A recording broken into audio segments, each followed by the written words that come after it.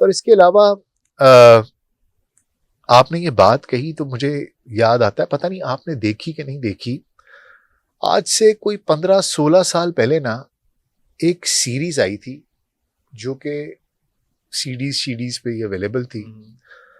एक middle east के 3 बच्चे थे कि 4 बच्चे थे जिन्होंने बनाई थी, और उसका नाम था द अराइवल्स। द अराइवल्स आपने देखी हुई है कि नहीं? नहीं, मैंने नाम मुझे बहुत फेमिलियर लग रहा है। अच्छा, मे बी वे के बुलाती हुए मैं हो सकता है। लेकिन ये कि वो जो द अराइवल्स है ना, उसमें उन्होंने ये बताया था कि किस तरीके से इस पूरी दुनिया में जो निज़ाम चल रहा है वो एक दज्जाली निज़ाम है। और arrivals basically it was upon the arrival of हज़रत इमाम महदी, दज्जाल एंड हज़रत ईसा, द 3 अराइवल्स। इनके ऊपर उन्होंने बात की हुई थी, और मतलब वो it was full of conspiracy theories. मुझे नहीं पता, अभी भी इंटरनेट पे हाँ these three things, और ये everybody is waiting in his own capacity in their own capacity कि ये क्या है क्या नहीं है।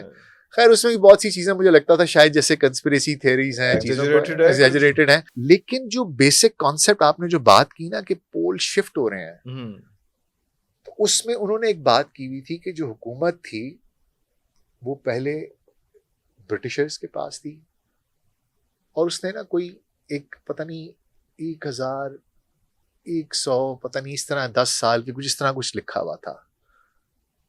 और उसके बाद उसने अंत में ये कहा कि 1020-30 के बीच में कहीं अमेरिका से ये ताकत, ये जो पावर है, वेट शिफ्ट होगा, ये वेट शिफ्ट होकर इजराइल की तरफ आएगा। ओके, ठीक है।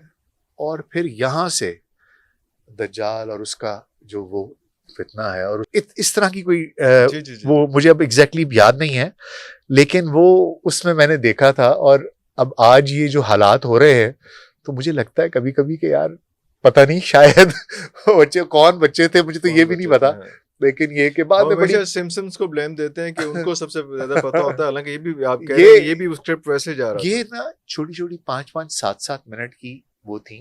अब मुझे नहीं पता कि अब है भी यूट्यूब वगैरह पे कि नहीं है। मुझे किसी जमाने में मेरा एक दोस्त था, बड़ा कंस्पिरेसी थियरिस्ट होता था, तो उसने मुझे ना यूएसबी पे दी थी कि ये देख जरा,